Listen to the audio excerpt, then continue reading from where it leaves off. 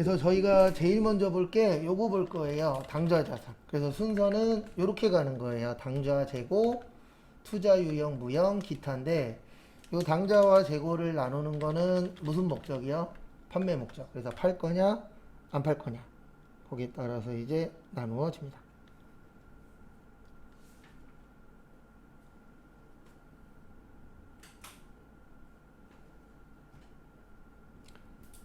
그 다음에 하나씩 또 보시면은요.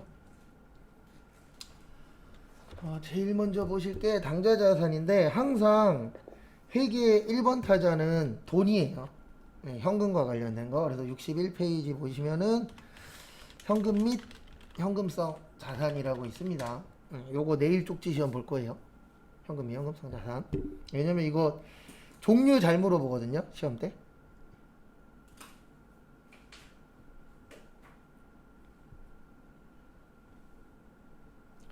그거 잘 봐두시고요.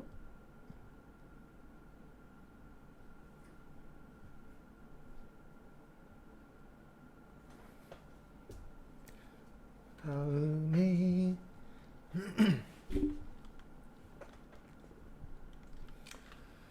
여기 종류가 이렇게 되어 있어요. 요거는 2장짜리 그 외우라고 나눠드린 거에 있습니다. 그래서 통화 및 통화대용증권, 요구불예금, 그 다음에 현금성 자산. 이렇게 이제 나누어져 있으세요.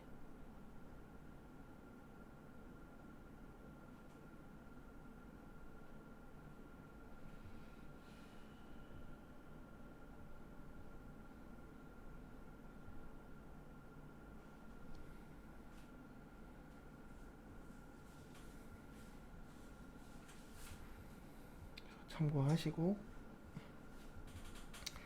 하나씩 설명드릴 겁니다. 제일 처음에 이제 통화라고 있죠. 그래서 통화는 돈 얘기하는 거예요. 그래서 요거 얘기하는 겁니다. 주하고 지폐 이 두 가지를 합쳐서 통화라고 해요.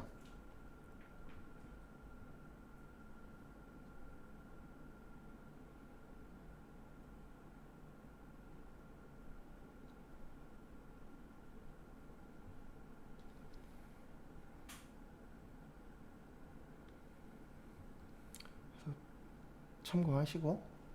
그래서 우리나라 주화가 이제 0원부터 얼마까지 있죠? 네, 그 0원이 아니라 10원부터 500원까지 주화는. 그 다음에 지폐는 현재 1000원부터 얼마까지 있어요? 5만원까지. 그래서 지금 대한민국에서 하고 있는 것 중에 하나가 10원짜리 없애기 준비하고 있습니다. 근데 왜 그러냐면 화폐 가치가 없잖아요.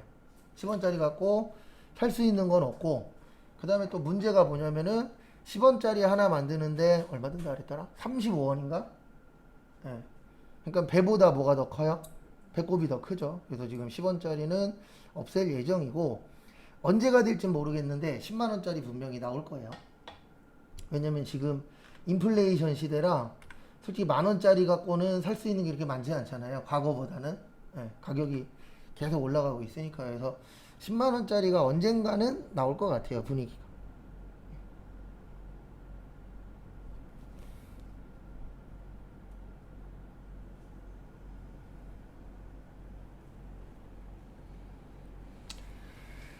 그 다음에 통화대용증권. 요게 중요해요. 시험 문제 어렵게 나오면 요거 갖고 장난쳐요. 통화대용증권. 그래서 통화대용증권은 돈 대신 쓸 수 있는 종이를 통화대용증권이라고 해요. 그래서 시험 문제에 가장 많이 나오는 건 요거.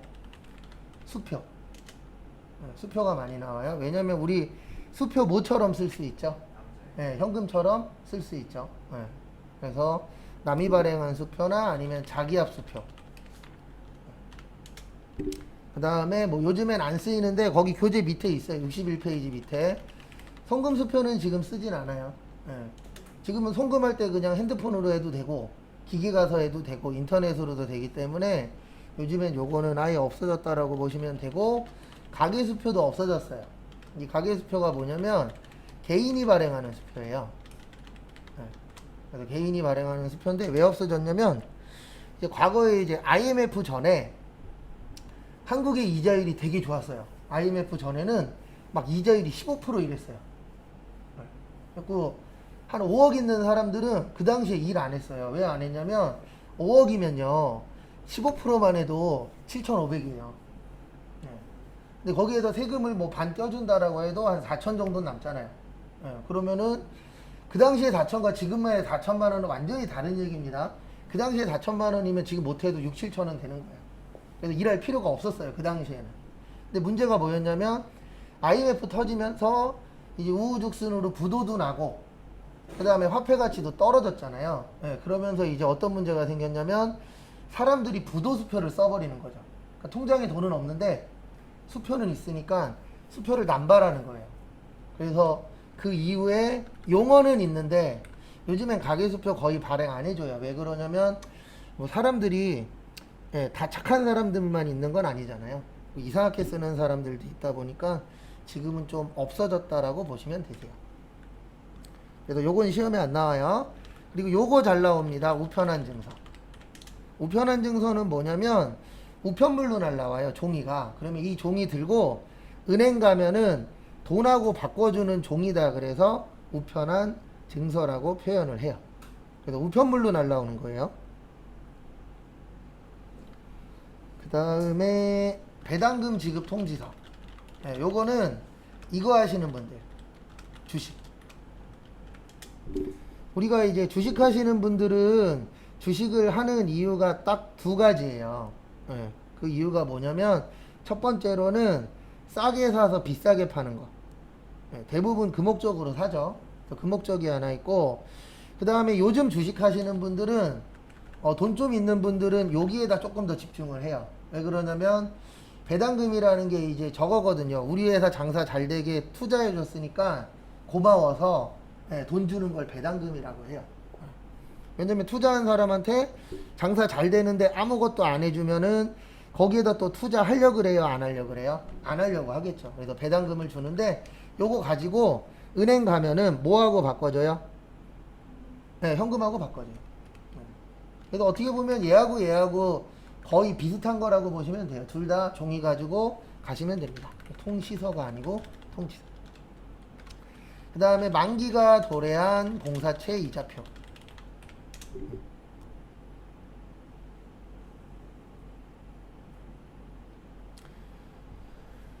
요건 이제 뭐를 얘기하는 거냐면은요, 이거 얘기하는 거예요. 우리가 그 뭐냐, 저거. 그 국가에서 돈 빌리는 거를 국채라 그래요. 뭐라 그런다고요? 국채. 그 다음에 공공기관이 돈 빌리는 건 공채. 그 다음에 회사가 돈 빌리는 건 뭐라 그래요? 사채라고 해요. 그러면 우리가 딴 건 몰라도 이거는 알잖아요. 돈 빌렸으니까 뭐 줘야 되죠? 이자 줘야 되죠. 그래서 이거 받아갖고 은행 가면 이자를 받는 거예요. 그래서 결론적으로 요 세 가지는 다 그 돈 받을 수 있는 종이라고 보시면 돼요. 근데 솔직히 요즘에는 종이로 주겠어요? 아니면 그냥 통장으로 바로 쏴주겠어요? 대부분 통장으로 쏴주긴 하죠. 근데 명칭이 이런 것들이 있다 정도는 봐주셔야 됩니다. 그 다음에 현금성, 그 요구불예금. 요구불예금의 뜻은 그냥 간단하게 이렇게 생각하시면 돼요. 입출금이 자유로운 예금. 그러니까 돈 넣고 돈 빼는 게 자유로운 예금을 요구불예금이라고 하는데요. 저희가 공부할 때는 세 가지만 나와요. 그 세 가지가 아니고 두 가지. 당좌예금하고 보통예금. 이렇게 이제 두 가지가 나옵니다.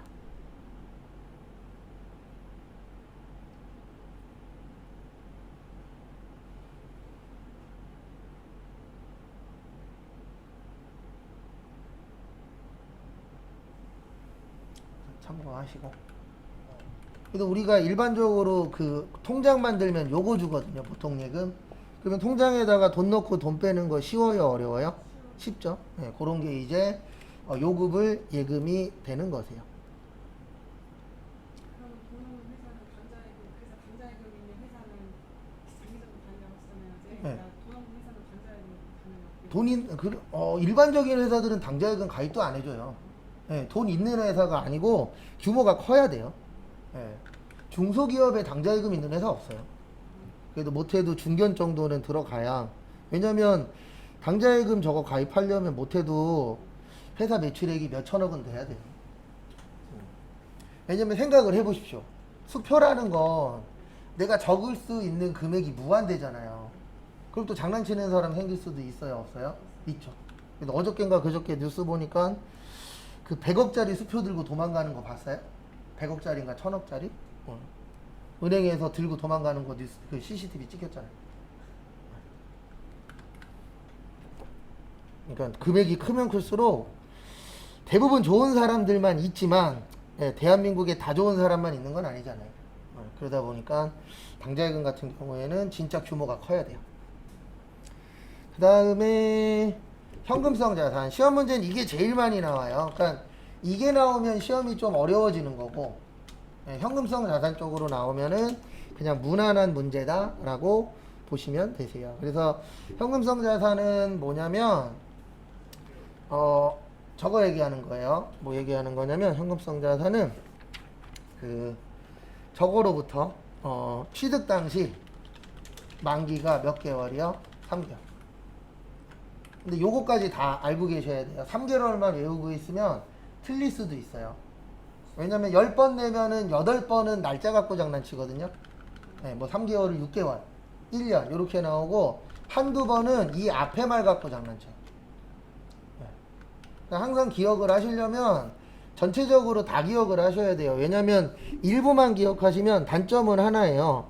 잘못 기억하시면 맞을 수도 있지만 뭐 할 수도 있어요? 틀릴 수도 있어요.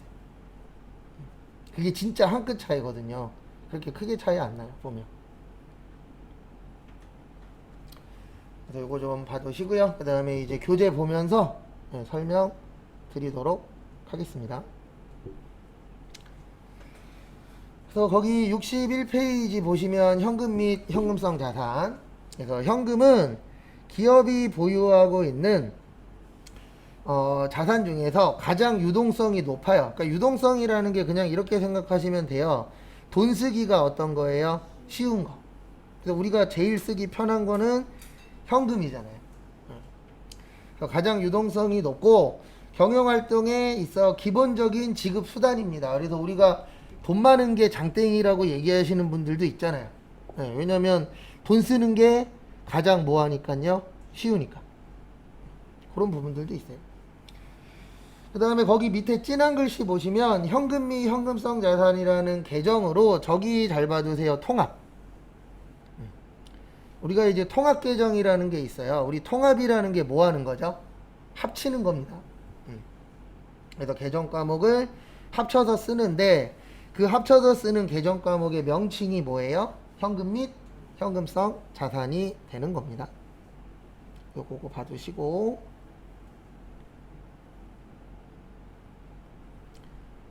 그 다음에 밑에 보시면 통화. 통화는 아까 설명드린 것처럼 지폐나 뭐 얘기한다고요? 주화. 이런 거를 이제 통화라고 표현을 하세요. 그 다음에 통화대용증권. 거기 밑에 밑줄 쳐져 있는 이런 거 하나씩 잘 봐두셔야 됩니다. 그래서 거기 보시면 저기 타인 발행 당좌 수표. 남이 발행한 수표는 요건 좀 알고 계셔야 돼요. 내가 발행한 수표는 뭐죠? 요건 당좌예금이에요. 남이 발행한 수표는요? 요건 현금이에요. 그래서 누가 발행했느냐? 요게 중요합니다.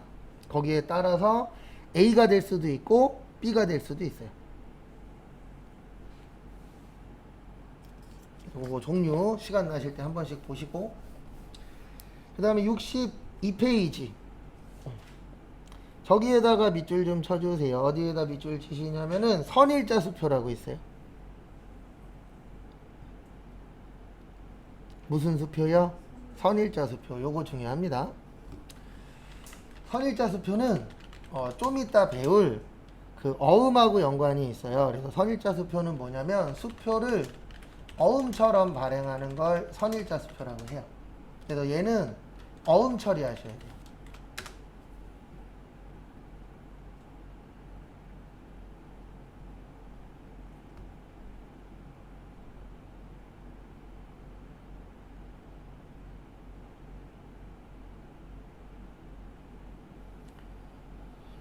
그래서 결론은 이게 무슨 처리하는 거냐면은요.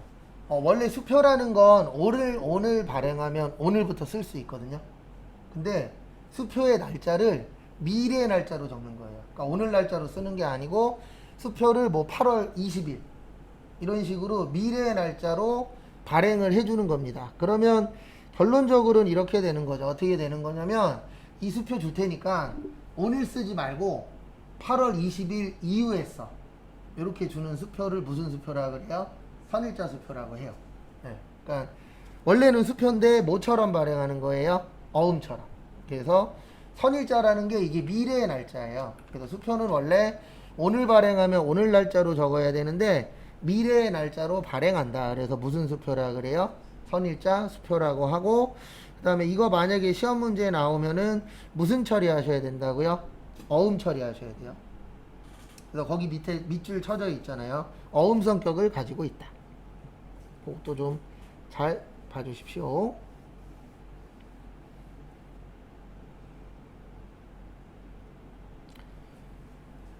그 다음에 뭐 나머지는 됐고, 그 다음에 63페이지 보시면 당자차월이라고 있으세요.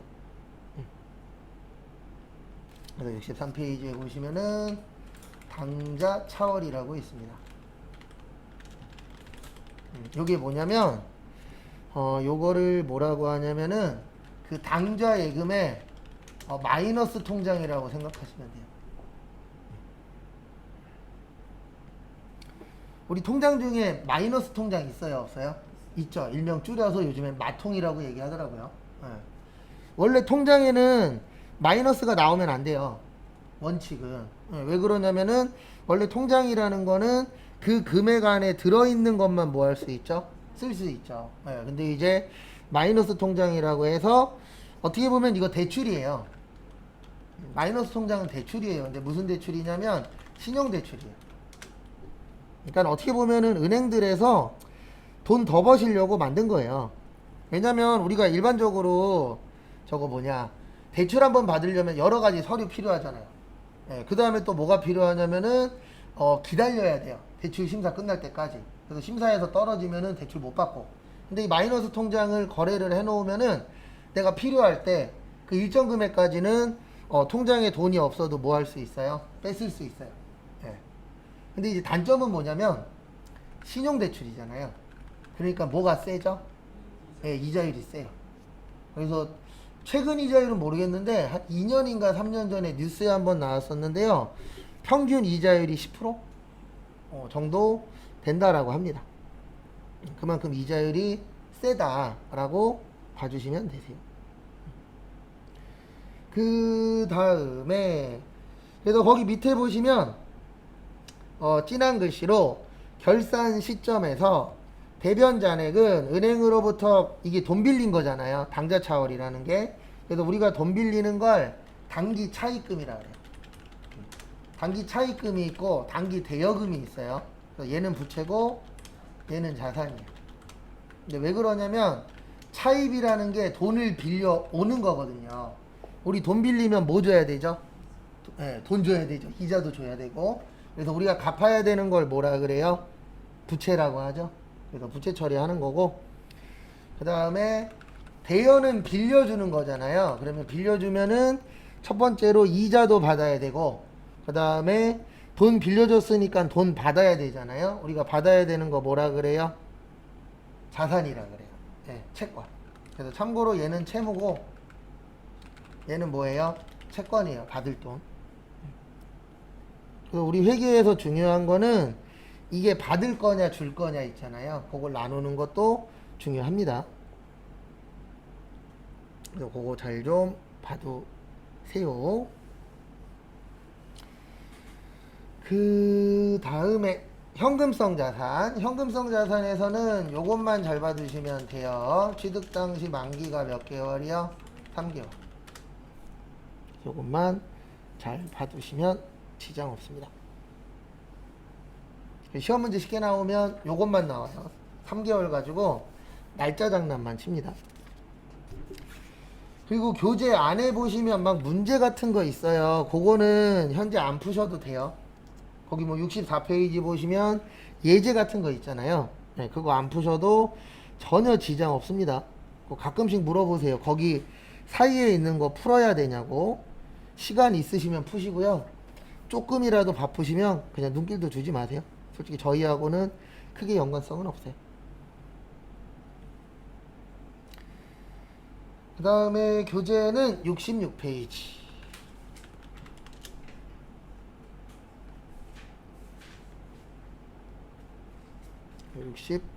60페이지 피시고요. 그 다음에 거기에 현금 과부족이라고 쓰여 있을 거예요. 그래서 현금 과부족이라는 게 있습니다. 요거는 요때 자세히 볼 거예요. 결산할 때. 왜냐면 이거 결산 문제로 나오거든요. 시험에서. 그래서 결산할 때 그때 자세히 볼 거고요. 그 다음에 제가 결산이라고 적어드리면 요나라는 거예요. 12월 며칠이요? 30일. 그래서 1년에 한 번 만져주는 겁니다. 참고하시고. 현금 과부족은 거기 잘 써놨어요. 네, 뭐라고 써놨냐면 무슨 계정이라고 써놨죠?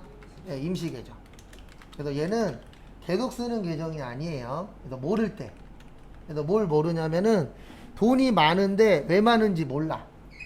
그 다음에 돈이 적은데 왜 적은지 몰라. 그럴 때 쓰는 거를 뭐라고 하세요? 현금 과부족이라고 표현을 합니다. 그래서 현금이 많거나 적을 때 쓰는 건데 여기에서 중요한 거는 결산 시에 자비가 아니면 잡손실로 쓰는 거예요. 근데 이거는 나중에 저희가 결산을 나중에 한 4시간 정도 투자해서 따로 하거든요. 그때 잘 봐두시면 돼요. 지금은 아주 중요한 파트는 아닙니다.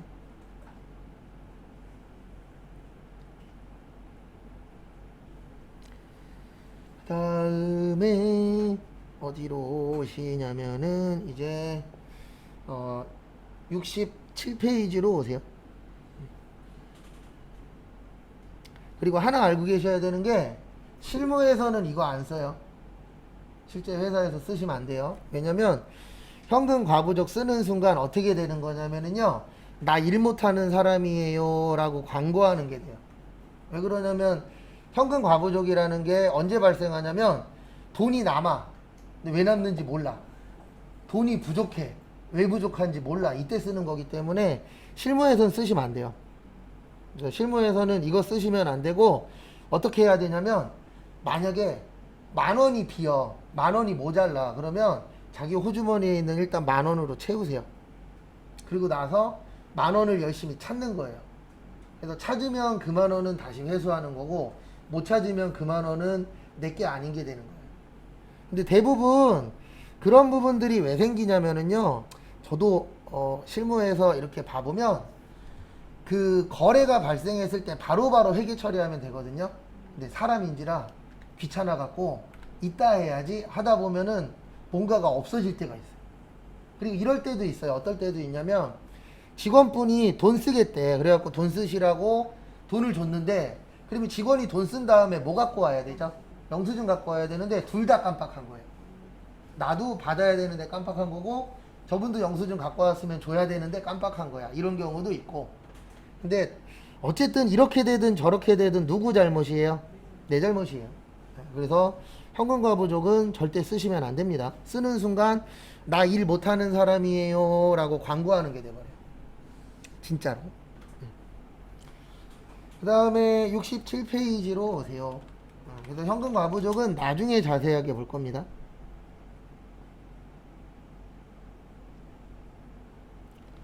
그 다음에 67페이지 보시면 단기투자자산 있어요.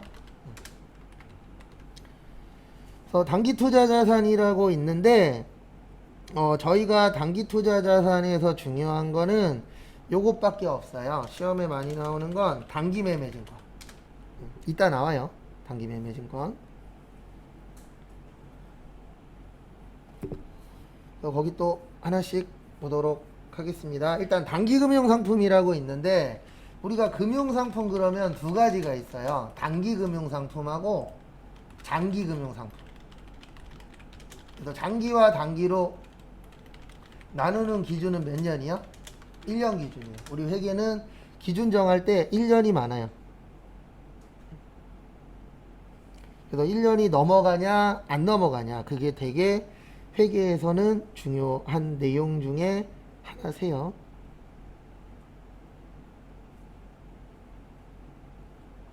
참고해 주시고요.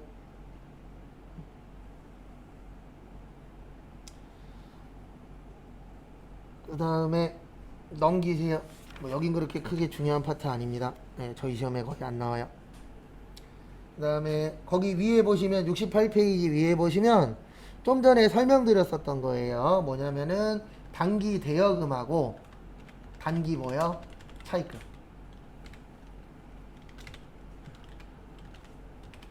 그리고 똑같은 건데 요게 이제 1년이 넘어가면 뭐가 되는 거예요? 장기 대여금하고 장기 차입금. 요거 차이는 1년이 넘어가냐 안 넘어가냐예요.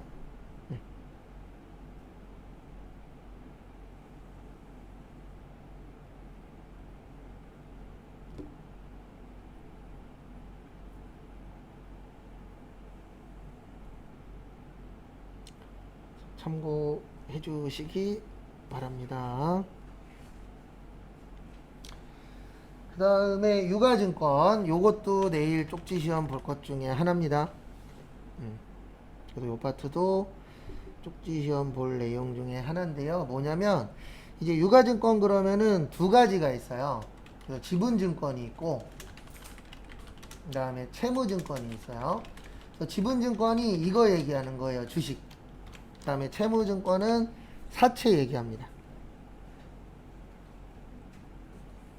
그래서 이렇게 이제 사치가 아니고 사채 오늘따라 어떡하면 그래도 종류를 좀 외워주셔야 돼요. 지분증권에는 단기 매매증권, 그 다음에 매도 가능증권, 지분법 적용 투자주식. 이것도 2장짜리에 있어요. 그 다음에 채무증권은 단기 매매증권, 매도 가능증권, 만기 보유증권. 이렇게 이제 종류가 3가지씩 나누어지세요.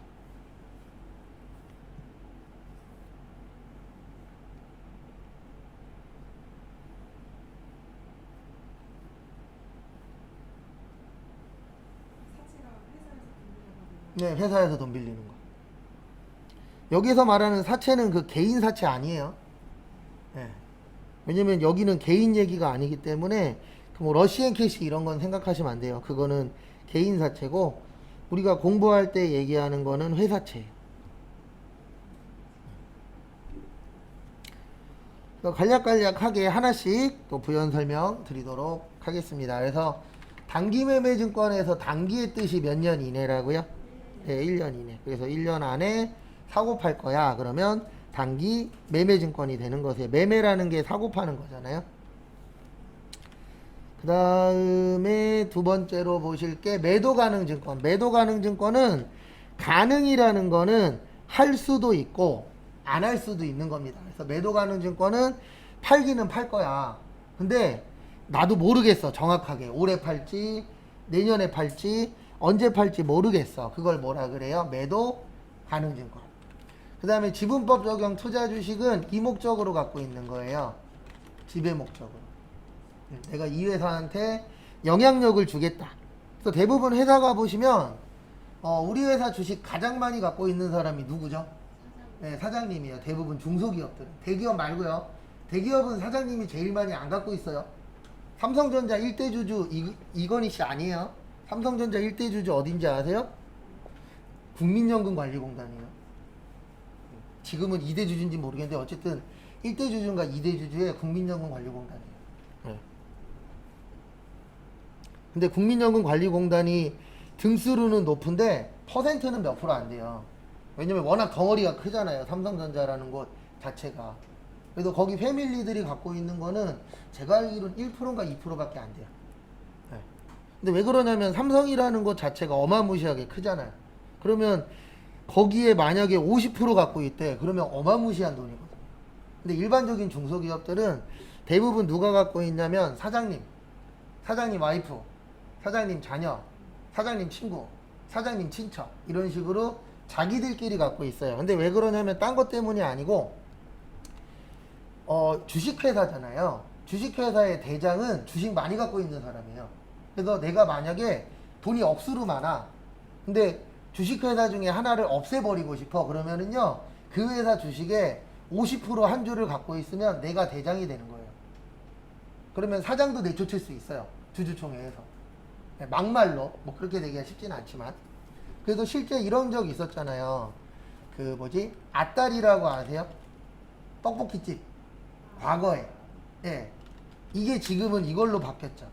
감탄떡볶이가 옛날에 아따리예요. 이거 왜 그렇게 됐냐면 이혼했어요. 예. 남편하고 이혼했는데 이제 여자분이 아딸할 때 그 딸이 나다. 그래서 소송 걸었어요. 상표권 소송. 그래서 이겼어요. 여자분이. 그래서 여자분이 아딸 있긴 있어요. 지금도. 예. 그래서 아딸은 그 이혼하신 배우자분이 가져가신 거고 원래 그 아딸 하셨던 그 사장님은 이름을 요걸로 바꾼 거죠. 감탄떡볶이.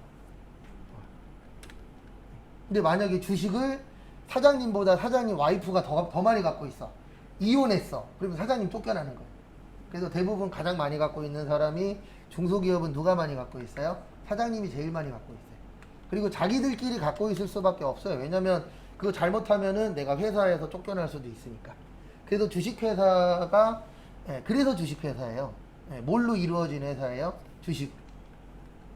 그 다음에 채무증권은 돈 빌리는 건데 여기도 세 가지가 있어요.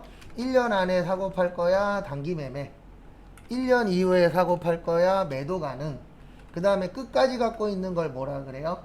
만기 보유증권. 이렇게 이제 세 가지씩으로 나누어지세요. 시험 문제 쉽게 나오면은 종류 물어보고요. 어렵게 나오면은 뜻풀이 해야 돼요. 항상 뜻풀이 하면 어려워집니다. 왜 그러냐면 뜻풀이는 내가 이해하고 있어야 되잖아요. 근데 암기로 나오면은 그냥 단순하게 기억만 하고 있으면 되니까. 그래서 저희 시험은 복불복이 좀 심각해요. 그 다음에 71페이지로 오세요. 거기 사이에 있는 건 저희하고는 그렇게 크게 연관성은 없는 거라.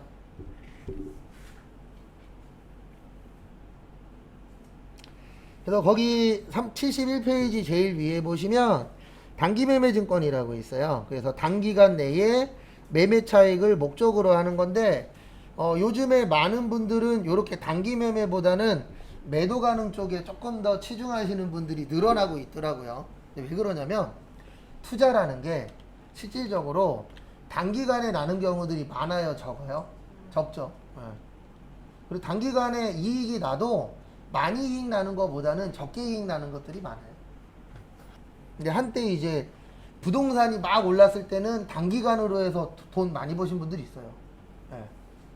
그분들은 세금 낼 것까지도 다 생각해서 그냥 짧게 해서 팔더라고요. 진짜 한 50% 정도 세금 나가거든요.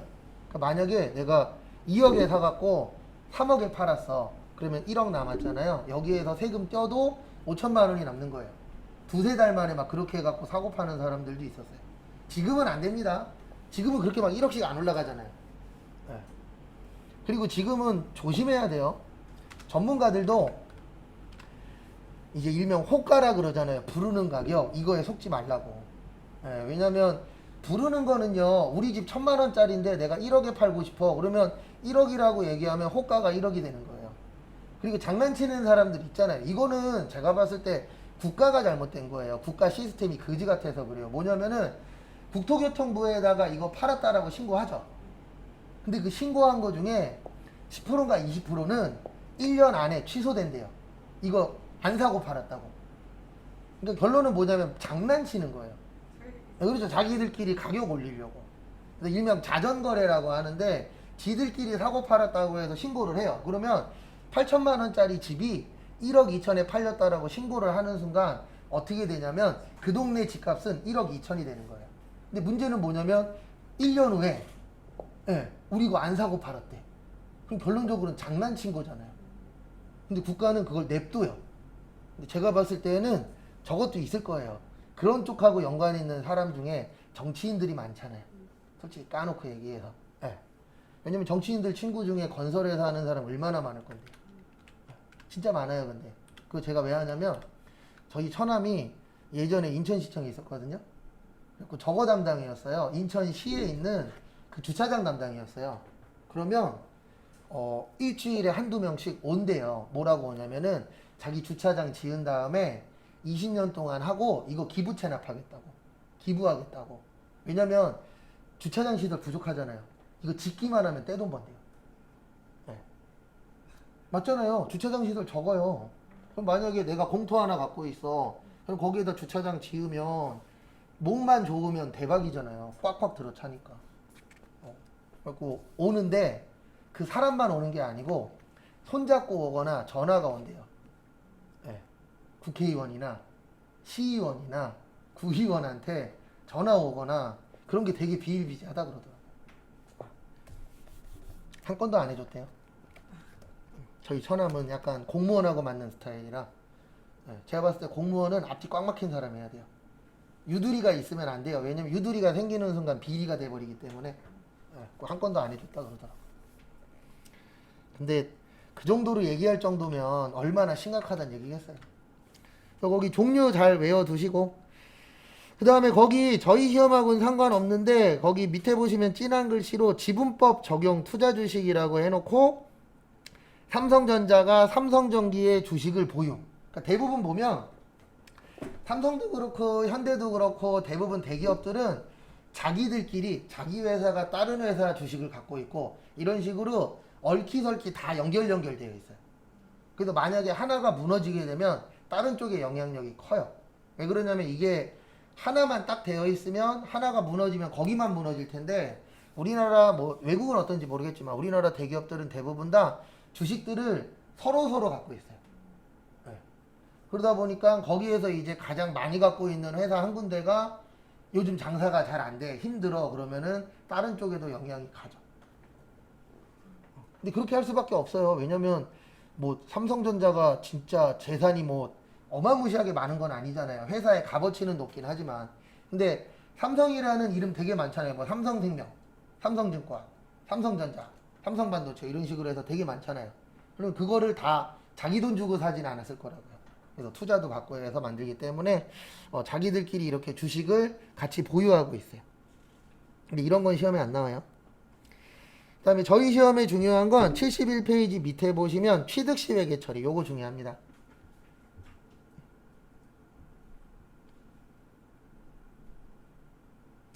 취득이 뭐 하는 거죠? 취득이 사는 거예요. 그래서 제가 앞으로 사는 거 나오면 항상 3가지 적어 드릴 거예요. 그래서 취득 시 부대 비용 나오거든요. 부대 비용이라는 게 나와요. 그래서 매입 시의 부대 비용은 원가 처리하고요. 그 다음에 우리가 지금 배우고 있는 게 요거죠. 단기 매매 증권 부대 비용은 수수료 비용. 그 다음에 매출 시에는 그냥 비용. 이렇게 3가지가 있어요. 설명은 드릴 겁니다. 요거 제가 제일 많이 쓰는 것 중에 하나예요. 근데 왜 많이 쓸까요? 시험에 뭐 하니까?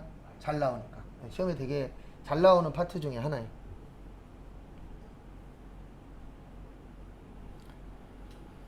그래서 조금 더 부연 설명은 드릴 겁니다. 그래서 좀 더 부연 설명을 드리면 부대 비용 그러면은요 어렵게 생각하시는데 그냥 이렇게 생각하시면 돼요. 추가 비용이라고. 추가되는 거라고 생각하시면 돼요. 그래서 대표적인 게 뭐냐면은 물건 구입할 때 들어가는 운반비, 그 다음에 건물 구입할 때 들어가는 취득세, 이런 것들이 가장 기본적인 부대 비용이세요. 그래서 우리 보면은 요번에도 뉴스에 아마 또 나올 건데 매년 나오는 게 하나 있거든요. 지금 여름이죠. 여름에 뭐 설치해요? 에어컨 설치하죠. 근데 조심하셔야 되는 게 에어컨 인터넷에서 찾다 보면은 좀 싸게 나오는 에어컨들이 있어요. 벽걸이 에어컨이든 뭐든 싸게 나오는 거 있거든요. 이거 사실 때 조심하셔야 되는 점이 딱 하나 있어요. 뭐냐면 설치할 때 바가지 씌워요. 물건 파는 사람들이 어떤 사람들인데 자기 손해보겠어요. 설치할 때 바가지를 씌워서 그 가격까지 다 받아 먹어요. 그래서 절대로 공짜는 있다 없다? 없어요. 그냥 운 좋게 진짜 저 같은 경우에는 특가 이게 단종되는 제품이어서 좀 싸게 산 적은 있었거든요. 근데 그런 특수한 케이스 아니면 대부분 다 그 사람들한테는 계획이 있는 거예요. 우리가 계획이 없어서 그렇지. 뉴스에 이거는 매년 나와요. 올해도 한번 나왔었어요. 6월달인가 7월달에.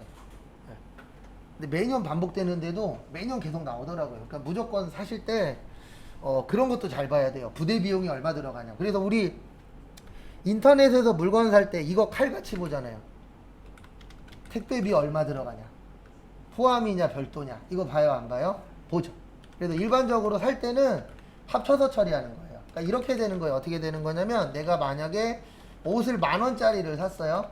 근데 택배비가 3,000원이래. 그러면 이제 이 옷은 얼마가 되는 거예요? 13,000원이 되는 거죠. 왜냐면 우리 이렇게 말하는 사람 적잖아요.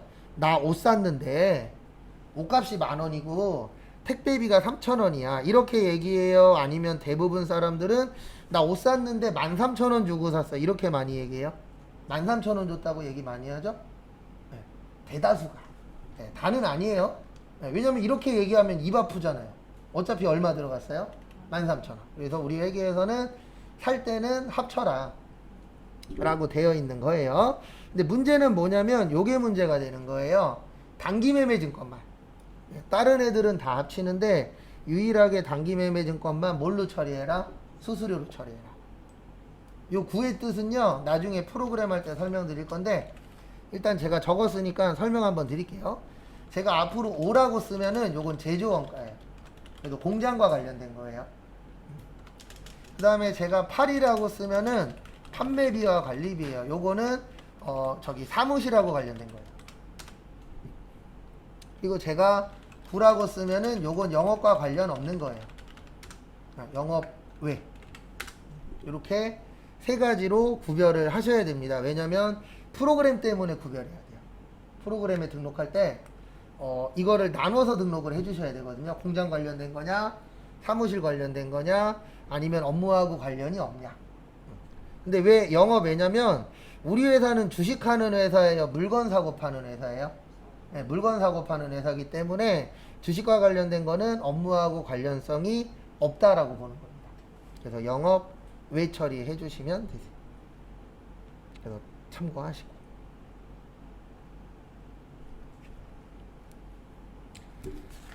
그 다음에 조금 더 보고 쉴게요. 거기 72페이지에 보시면 저기 평가라고 있어요. 72페이지에 평가. 평가는 인하라는 거예요. 결산이래. 그리고 제가 결산이라고 적으면 몇 월 며칠이라고요? 12월 31일 날 합니다. 1년에 한 번 하는 거예요. 그래서 평가의 뜻이 뭐냐면 금액 조정하는 거예요. 무슨 조정한다고요? 금액 조정. 금액 조정을 왜 하냐면은 이것 때문에 하는 겁니다. 우리 저기 주식은요. 가격이 매번 똑같아요. 하루에도 수십 번 왔다 갔다 해요. 네, 막 왔다 갔다 하죠. 근데 이거를 회사에서 매일 맞출 수는 없어요. 왜냐면 이거 아니어도 할 일이 많잖아요. 그래서 1년에 몇 번만 맞추자? 한 번만. 몇 월 며칠 날? 12월 31일 날. 그래서 두 가지가 있어요. 단기 매매증권 평가 이익이 있고 단기 매매증권 평가 손실이 있어요. 그래서 이렇게 이제 두 가지로 나누어집니다. 어떨 때 이익일까요? 가격이 뭐 했을 때요? 올라가면 이익이겠죠. 당연히 우리한테 좋은 일이니까. 근데 가격이 떨어질 수도 있죠. 그래서 떨어졌을 때는 뭐가 되는 거예요? 손실. 가격이 올랐을 때는요? 이익. 그리고 이렇게 생각하시면 돼요. 가격이 오르면 나한테 좋은 거잖아요. 좋을 때는 뭐가 나는 거예요? 이익이 나는 거예요. 근데 가격이 떨어지면은 좋아요, 슬퍼요? 슬프죠. 슬플 땐 뭐가 되는 거예요? 손실. 그 다음에 하나만 더 보고 쉴 거예요. 뭐 보실 거냐면 저기 보시면 어딨냐? 73페이지. 매각이라고 있어요. 그래서 매각이 다른 말로 처분입니다. 처분이 뭐 하는 거죠? 내가 갖는 거예요? 파는 거예요? 파는 거예요. 그래서 여기도 두 가지가 있어요. 단기 매매증권 처분 이익이 있고 단기 매매증권 처분 손실. 이렇게 이제 두 가지로 또 나누어지세요. 그러면 어떨 때 이익일까요? 싸게 팔았을 때, 비싸게 팔았을 때? 비싸게 팔면 그때 이제 이익이 되는 거고 싸게 팔면 뭐가 되는 거예요?